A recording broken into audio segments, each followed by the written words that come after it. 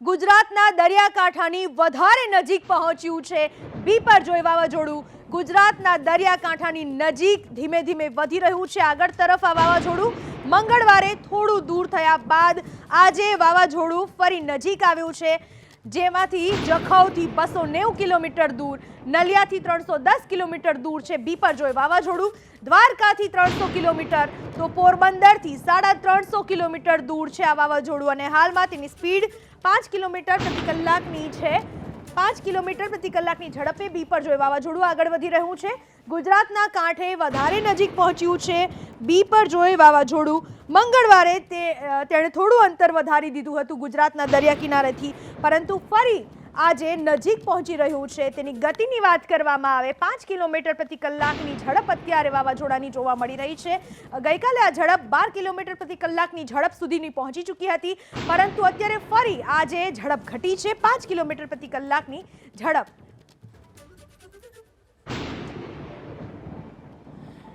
સ્કાયમેટના vice president Maheshji આપણી સાથે જોડાઈ ચૂક્યા છે। મહેશજી, વાવાઝોડું ગુજરાતને કેટલી અસર કરી શકે છે, કેટલું दूर છે, અત્યારે શું સ્થિતિ છે વાવાઝોડાની મહેશજી?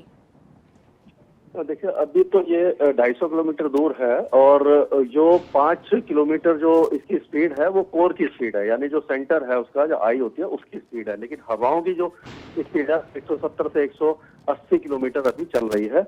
और लेकिन अब ये टर्न उत्तर पूर्व की तरफ, गुजरात की तरफ मुड़ेगा और जब ये कल यानी कि 15 तारीख के दोपहर के बाद जब लैंडफॉल करेगा उस समय जो हवाओं की रफ्तार होगी वो 140 से 150 किलोमीटर हो सकती है और बहुत तेज बारिश की संभावना है।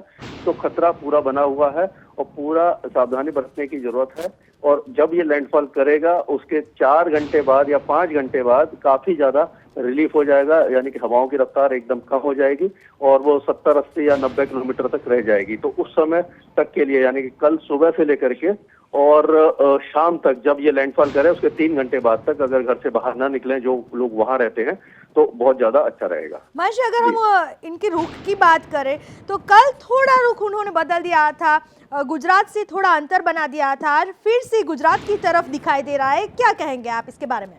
ये जो था 10 किलोमीटर इधर उधर हो जाता है, क्योंकि जो एक हवाएं हैं ये तो थोड़ा सा भी डिफ्लेक्ट होता है, तो थोड़ा ये पश्चिम की तरफ गया था, उसके बाद फिर इसका जो रूट है वो इधर गुजरात की तरफ ही रहने था। तो जो थोड़ा सा डिफ्लेक्शन होता है 10-12 किलोमीटर 15 किलोमीटर इधर उधर होता है, लेकिन जो एक्चुअल जो इसका रूट है वो यही रहेगा। और ये मांडवी से लेकर के कच्छ के, ये अपना कच्छ मांडवी से लेकर के जो कराची है उसके बीच में ही कहीं लैंडफॉल करेगा। और जो इसका इम्पैक्ट होगा वो पोरबंदर से लेकर के और ओखा, द्वारिका, जामनगर, मोरबी, कांडला और मांडवी से लेकर के नलिया तक काफी ज्यादा देखने को मिलेगा। महेश, अगर हम स्पीड की बात करें तो अभी तक बारी बारी स्पीड कभी ज्यादा हुई कभी कम हुई। कल 12 किलोमीटर प्रति घंटे की थी, आज 5 किलोमीटर प्रति घंटे की है। कल तक क्या दिखाई दे रहा है, कैसी इनकी स्पीड रहेगी? ये जो अभी जैसे जब टर्न करेगा उसके बाद इसकी स्पीड बढ़ेगी और ये 15 किलोमीटर के हिसाब से चलेगा आगे। और ये जो स्पीड मैं बता रहा हूँ वो उसके आई की, यानी जो उसका सेंटर है उसकी स्पीड होती है। लेकिन हवाओं की स्पीड इस समय बहुत ज्यादा है। जो कोर होता है या आई होती है उसकी चारों तरफ जो हवाएं घूमती हैं वो ही मेन नुकसान करती हैं।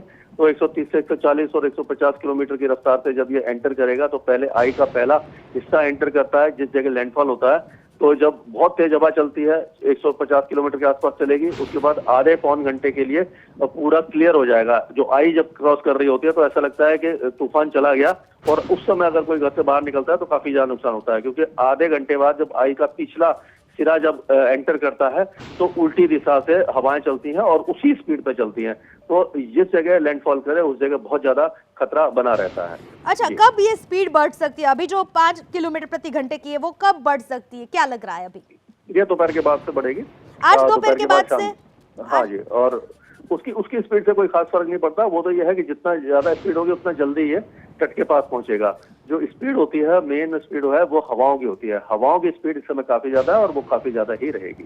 पहले वो ये बताया जा रहा था कि 14 तारीख से, मतलब कि आज शाम से लेके कल शाम तक ज्यादा मतलब असर कर सकता है। आप क्या कहेंगे, कब से ये असर दिखाना ज्यादा शुरू होगा? आज से या कल सुबह से, आज रात से, कब? ये आज रात से ही शुरू हो जाएगा। इसका स्पीड धीरे धीरे बढ़ेगी आज रात के आसपास या 80 किलोमीटर के आसपास हो जाएगी, 70 से 80 90 किलोमीटर हो जाएगी। कल सुबह आते आते 100 किलोमीटर तक पहुंच सकती है, 100 से 110 किलोमीटर पहुंच जाएगी। और उसके बाद जब ये एकदम कोस्ट के पास आ जाएगा तो 120 से 130 किलोमीटर हो जाएगी। और जब लैंडफॉल करेगा तो 130 से 140 किलोमीटर या 150 किलोमीटर तक होगी। धीरे धीरे ये स्पीड बढ़ेगी। तो आज रात से ही खतरा बढ़ना शुरू हो जाएगा। तो पूरा एहतियात रखने की जरूरत है। महेश जी, आप बता रहे कि कल शाम को लैंडफॉल करेगा, कितने घंटे तक या कितने दिनों तक इसका असर रहेगा और कौन कौन से एरिया में ज्यादा असर दिखाई देगा? देखिए, जब ये लैंडफॉल कर जाता है तो उसके बाद इसका मॉइस्चर कट हो जाता है, यानी कि जो समुद्र से नमी मिल रही होती है वो कम हो जाती है और ये धीरे धीरे कमजोर होने लग जाता है। तो केवल 6 घंटे बाद तक ही इसका असर रहता है। और उसके बाद मतलब कि कल रात 12-1 बजे से जो हवाएं हैं काफी कम हो जाएंगी। बारिश तो चलती रहेगी क्योंकि जो पिछला बैंड होता है क्लाउड का वो बारिश देता रहता है। तो 16 तारीख की सुबह तक तो बारिश होती रहेगी। लेकिन अब कह सकते हैं कि रात के समय 1-2 बजे के आसपास हवाओं की स्पीड 50-60 किलोमीटर तक हो जाएगी और धीरे धीरे सुबह तक 16 की सुबह तक काफी कुछ क्लियरेंस हो जाएगा और एक तरह से कह सकते हैं खतरा टल जाएगा। और जो जैसे मैंने बताया कि वेरावल से लेकर के पोरबंदर, जूनागढ़, गिर सोमनाथ से लेकर के ये द्वारका, ओखा, मोरबी, कांडला, जामनगर, भुज, नलिया, ये सारे इलाके इसके इम्पैक्ट में आएंगे। महेश जी, बहुत बहुत धन्यवाद आपका हमारे साथ बात करने के लिए।